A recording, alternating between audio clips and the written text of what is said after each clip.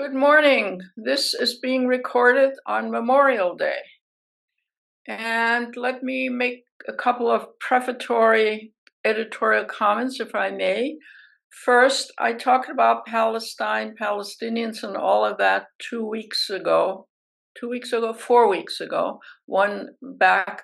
And so I won't repeat all of that. And this is sort of the second half of that. Namely, I'm going to talk essentially about the international dimensions of what's going on. But before I do so, allow me on this Memorial Day to editorialize on two things that are in the news this morning. One is that Trump has said that if he becomes president, he will deport American anti-Palestinian demonstrators. So a lot of the students on campus, etc., are demonstrating. Presumptively, he will try to deport. This is an interesting idea, since deportation of American citizens is not exactly what is in our history. Or he might decide only to find demonstrators that are foreign students here, and that also would be very helpful in world affairs. The second thing I want to comment on is also not particularly part of my talk. Namely, the latest mess in Gaza has been that 45 or 49 Gazans were killed by the Israelis, I think in the last 24 hours. These were Gazans who were asked to leave Rafah and were in temporary tent camps and were killed by the Israeli military, who are saying that that was all a bad accident.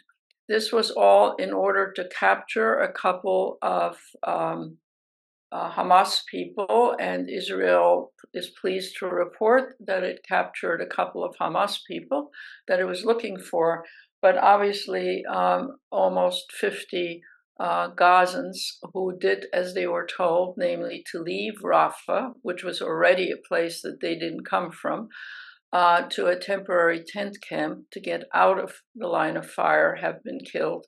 The majority of those were women and children. So that's where we are in this particular battle. Now, the reason I want to talk about the international dimensions of this is because obviously when the Hamas killed the Israelis, there was a lot of international sympathy for that. And there was also a fair amount of international sympathy for the Israelis to strike back on Hamas. Much of that sympathy has atrophied. And the reason it is atrophied is because of not of the Israelis trying to capture Hamas leadership, but rather what has been done to the civilian population of Gaza. The civilian population, depending on whose statistics you look at, 35 to 38 or whatever million Palestinians have lost their lives, mostly women and children. Something in the order of 70, maybe even 80% of all the living structures on the Gaza Strip have been destroyed. In other words, it is one big disaster area. And this is in the name of wiping out Hamas. Now, most observers believe that it is potentially possible for some of the leadership to be captured by the Israelis, but wiping out Hamas will be increasingly difficult because though many of, or most even of the Gazans were never Hamas supporters, and now many of them, of course, have to be in some fashion supporting Hamas. And in the West Bank, many of the PLO, Palestinian Authority, Palestinians were also not Hamas supporters and are now having to say that they might have to support Hamas, or they're currently supporting Hamas. This all becomes relevant because of any future disposition of what is going to happen in Gaza. It's now pretty clear, at least to the international community, that Hamas, not the current leadership that killed the Israelis, but Hamas supporters, members of the quote-unquote party that makes up Hamas, will have to be somehow included. So that is a complexity. But the main thing I want to talk about, just one other editorial comment, and that is right-wing Israelis are now attacking the food trucks going into Hamas. So that's also not taken well internationally, not to mention it increases the lack of food that is available to the citizens of Gaza. So on the one hand, you have the Israeli military striking the Gazans in every which way. And on the other hand, you have Israeli right-wingers, mostly from the West Bank, religious extremists, Orthodox religious extremists, actually attacking the food trucks that are supposed to help the Gazans. None of this plays well internationally. And so whatever support Israel had internationally is quickly eroding, which is not helpful for the future of Israel if one is interested in Israel somehow, maybe post-Netanyahu, putting its act together and getting the international support that it has always needed, because it is a small country in a sea of Arab countries, essentially. And before this whole Gaza situation arose, there were, moves both on the part of Saudi Arabia and other Sunni Arab countries in the Middle East to kind of develop normal relations with the state of Israel. The state of that in the future is now, to put it mildly, unclear. Although keeping the Saudis involved for a future of that part of the world and the future of Israel and the future of Gaza are ongoing discussions with the Americans and others, and I'll get back to that in a minute. But the most obvious things that have happened in recent weeks is the involvement of the International Court of Justice and the International Criminal Court. Without wanting to bore you, I think it is useful to know that these courts are very different and they're making very different charges against the Israelis. The International Court of Justice is a court that is an arm of the United Nations. So all members of the United Nations are theoretically part of the International Court of Justice. It is located in The Hague. And it has antecedents that go back all the way back to the very end of the 19th century into the 20th century.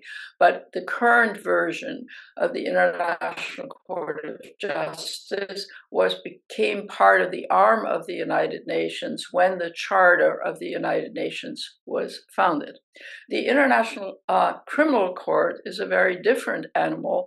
It essentially came into being in the year 2002, and it was intended to address violations of human rights law, violations of the laws of war, violations of all the international laws that came about after the Second World War to prevent the kind of slaughter that occurred in the Second World War. Obviously, not just of Jews, the 6 million Jews, but also slaughter of other people. For example, 20 million people lost their lives in Russia, some of them through starvation, some of them through military means. But there were lots of people who lost their lives.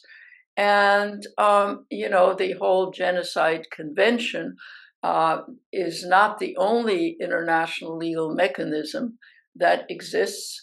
There are also laws of war, what you may or may not do in war, the humanitarian laws, and so forth. I won't bore you with the details, but you can obviously find them online. So the International Criminal Court was a court that was meant to address not what states did, which was the International Court of Justice, but rather individuals who were held complicit in violating any of the international laws, humanitarian laws, and so forth. Since the International Criminal Court, which by the way is also located in The Hague, came into being in the early 2020s, there have been trials and convictions of all kinds of individuals, mainly or by and large from third world countries, specifically African countries, dictators who have violated humanitarian or laws of war have been accused and hauled in front of the International Criminal Court, as have some individuals from the war in the wars in Yugoslavia and its various pieces. Not that many people have been convicted, but people have been charged. And of course, if somebody is convicted by the International Criminal Court, it means that someone has to either turn themselves in or be turned in. And one of the nuances of this, I don't mean to be boring here, but it's important to the current situation, is that an individual let me backtrack and say about 124 countries are members of the International Criminal Court. And the big powers are not. China, Russia, and the United States did not join the International Criminal Court. And that was, for example, on the part of the United States, people in Congress argued that individual American soldiers, for example, a soldier in Afghanistan or something, might be charged. And that being a major power, we have interest in peoples all over the world, and this could be, a way of hunting Americans and doing illegal things to them, and so forth and so on. Now, 124 countries, minus all the big powers and some others, are members of the International Court of Justice. Now, a person or a country in the who are members of the International Court of Justice can accuse someone in a country that is not a member of the International Court of Justice of having violated some of the many international humanitarian and laws of war rules. So this by way of explaining that Israel, which is also not a member of the International Criminal Court, the International Criminal Court is charging right now that Netanyahu, as well as one and maybe down the road more, are charged with crimes against humanity, war crimes, etc. Okay, and so you say, well, how can Israel, who's not a member of the International Criminal Court, be charged? Because the International Criminal Court is able to charge individuals, and individuals can go to the International Criminal Court who are not members of the International Criminal Court. That seems a little confusing. So how would they get hold of somebody that they charged? So let me move away from the Middle East for a moment. The International Criminal Court not only charged, but found guilty, so to speak, that is to say, have a warrant out for the arrest of Putin. Okay, now Russia is not a member of the International Criminal Court. So the International Criminal Court has put out a warrant for his arrest. Well, can he be arrested in Russia? No. Can he be arrested if he travels to a country that is a member of the International Criminal Court? Yes. is there a burden on a country that's a member of the International Criminal Court to arrest Putin, let's say, if he entered such a country? There is a burden, but it doesn't have to follow through. And furthermore, there's 60 or so countries which are not part of the International Criminal Court to begin with, so Putin is perfectly safe from going to those countries without being in danger to be arrested. So back to the Middle East. So the International Criminal Court has charged the 3 of the leadership of Hamas and 2 of the leadership of Israel.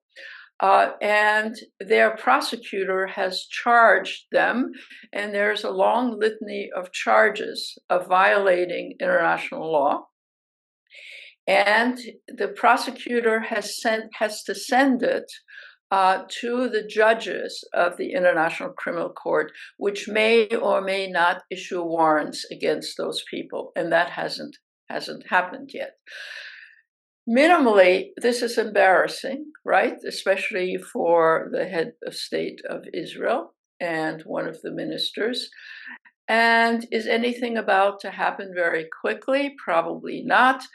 But the fact that very careful analysis has been made of Israel, and therefore the head of state of Israel to be held responsible, Prime Minister Israel to be held responsible, is, to put it mildly, embarrassing, and introduces a view that many people in the world may change, because the charges are very specific and they're very extensive of how Israel, for example, in the example I gave you at the beginning today, of having violated international law by killing 45 or 50 civilians in those tents in the process of trying to find a Hamas leader.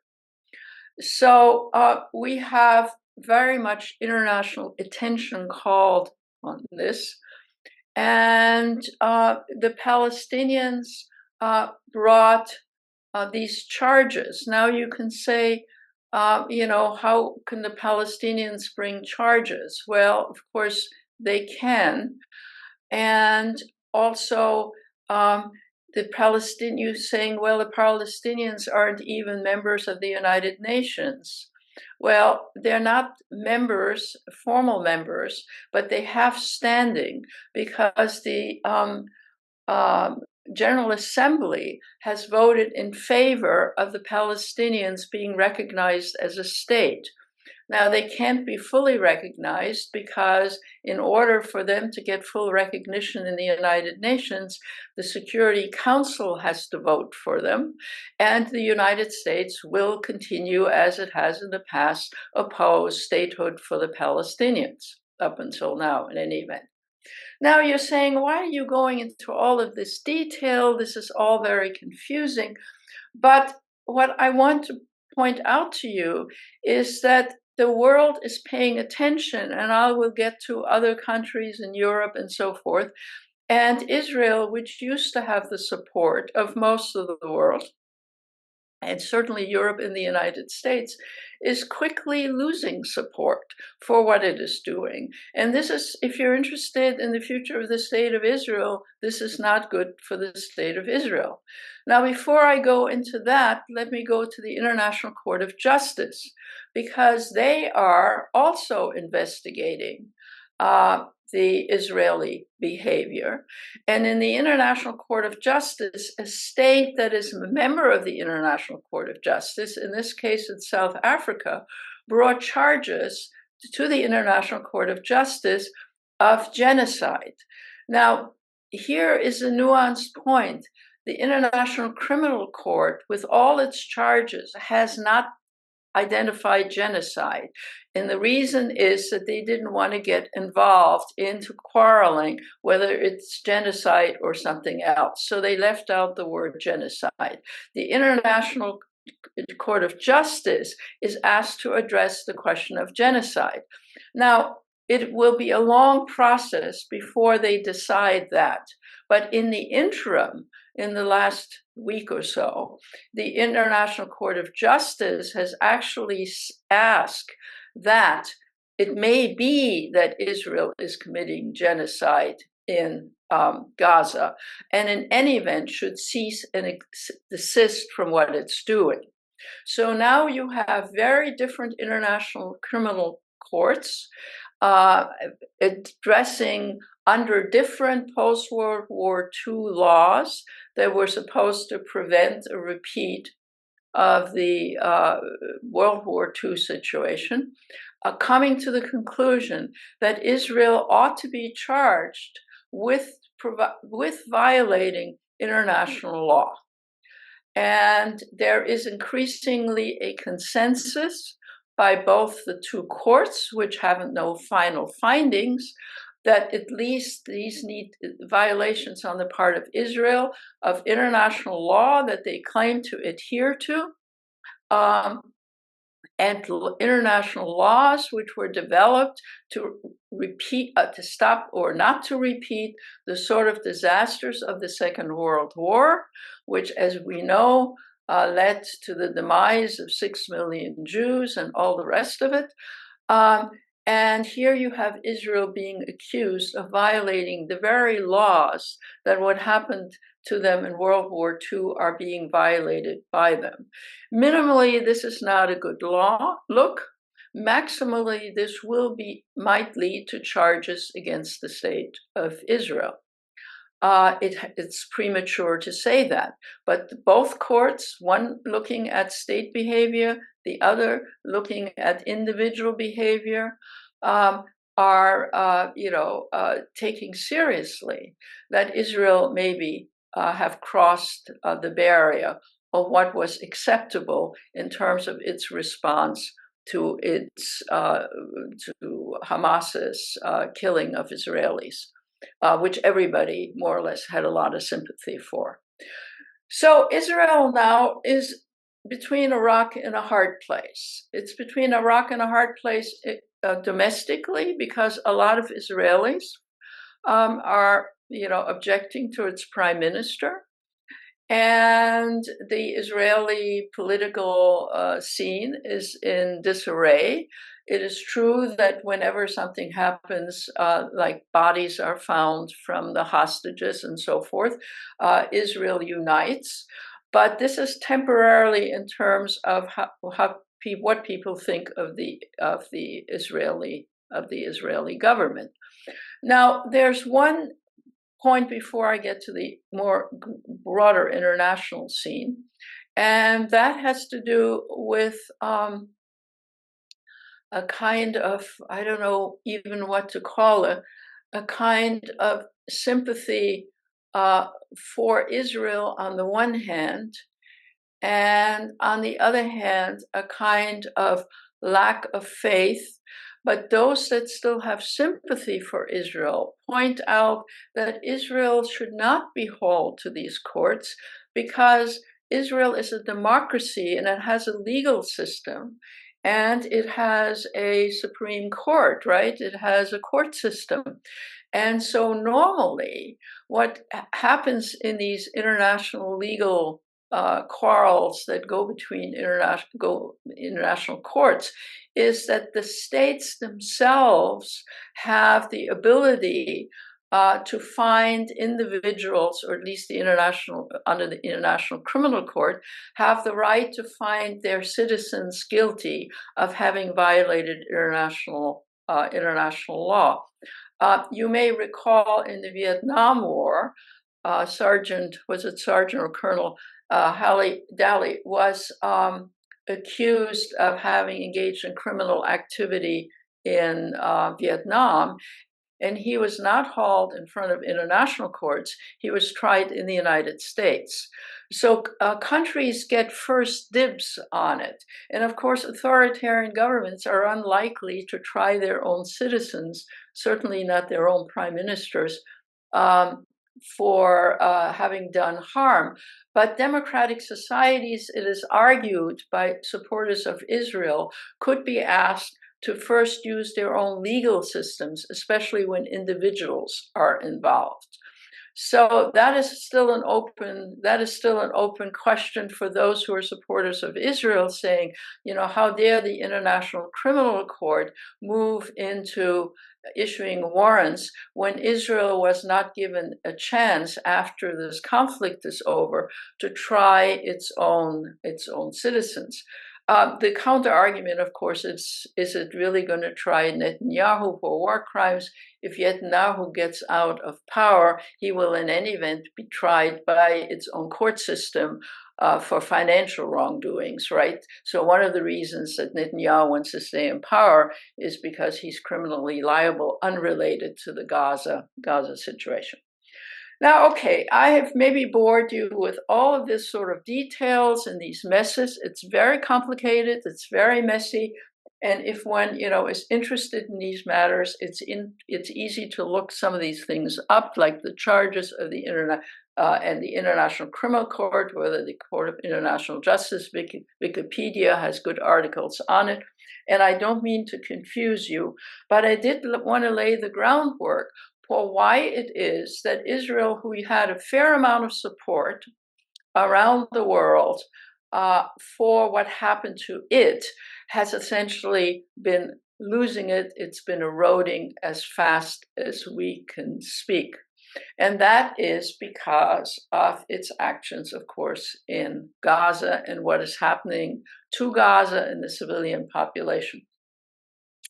For example, most of the countries of Western Europe and the EU were originally supporters of Israel. Increasingly, they are supporters of court action, if not themselves saying that they oppose what the Israeli government is doing. The foreign secretary of the European Union just spoke this morning to say it is unacceptable for the Israelis to wipe out, 45 or so refugees who've been multiple refugees in Gaza who were told to go to a safe zone and then were killed by the military. It is just simply unacceptable. And of course, Israel's response is, oh, well, these were just accidents. But those accidents are not receiving, or not received with enthusiasm internationally. So the head of foreign affairs in the European Union has just spoken out against the unacceptability of what Israel is doing in Gaza. France has come around to speak out about this. NATO countries are making comments individually. And oddly, of course, the United States, or not so oddly, is odd man out because the U.S. has been supporter, the U.S. meaning the Biden administration, has been a supporter of Israel no matter what. And the rest of the world sees America now as being complicit in some ways of what's happening in Gaza, since most of the military, or lots of the military supplies, including the big bombs, which are wiping buildings and humans all over Gaza, are supplied by the United States. There was a blip when the Biden administration announced that unless, Israel toned down what it was doing, the U.S. would stop supplying it with major big bombs, which, just wipe out whole neighborhoods, hospitals, schools, whatever. And that's already been muted. It's not entirely clear whether it's really stopped. In any event, we're still supplying Israel with arms. And while the Biden administration is now going around and saying, well, we hope the Israelis don't do this and don't do that. Bottom line has been essentially that the Biden administration says we are the loyal friends of Israel and we will support Israel no matter what. That does not go down well internationally. And one of the casualties of what's going on in the Middle East has been the U.S. and its standing in the world. There are other reasons. It's lack of timely support for the Ukraine, which is also in a nightmare situation at the moment. And at this particular point in time, most of our allies are thinking the US is no longer reliable. It's still necessary and essential. Of course, we're the biggest military power, but it is not a reliable ally anymore. So part of the casualty of the Middle East war, or at least part of the casualty of U.S. Support around the world, has been the Middle East war, and its U.S. unrelenting support, both militarily and politically, of no matter what Israel does. And the only way that the U.S. is trying to remedy its situation worldwide is to be very key, and both the U.S. Secretary of State and others, in trying to figure out some way to manage the future of what's happening in the Middle East. So on the one hand, we support Israel. On the other hand, we're trying to figure out some kind of solution. And finally, I just want to make the point that, of course, any solution to the Gaza situation and the Palestinian situation at this point on the burner is that some kind of two-state solution has to be found. More or less everybody in the world, European Union, our allies and so forth, says a two-state solution is the only solution down the way. And of course, Israel, under Netanyahu, says, no way, Jose, we will not have a two-state solution.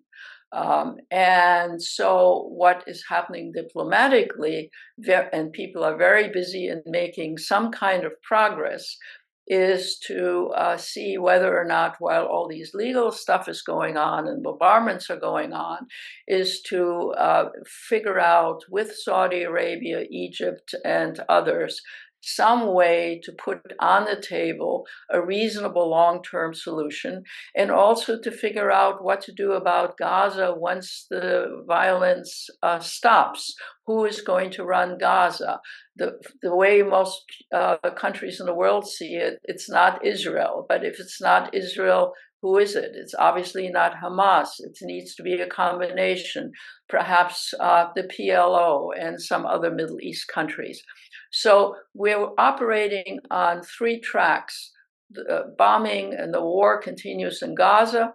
International courts are trying to batten down the violations that are happening in this war. And in the meantime, there are negotiations going on as to what to do long-term, even middle term, in terms of both the population and the future of Gaza. Stay tuned. It's very messy, and I'm sorry I seem to be all over the place on this, but unfortunately, the circumstances of this policy or lack of policy, the difficulty of the U.S. role in all of this, the international participation of our allies in this, the Middle East and participation of Middle East countries, short-term, medium-term, and long-term solution is a very, very messy situation, and I suppose my talk this morning reflects that. Thank you very much. See you in a couple of weeks.